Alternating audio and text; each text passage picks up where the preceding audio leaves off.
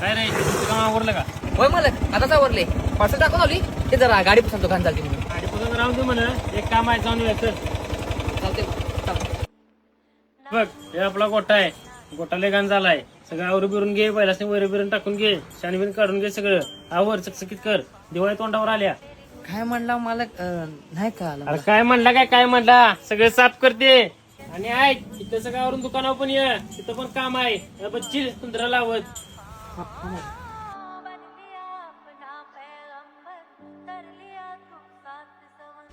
काय ताट करून ठेव आला पाहिजे.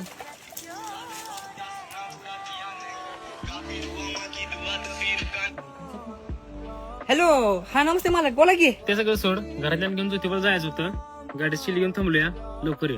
बरं चालते मालक आले 5-10 मिनिट.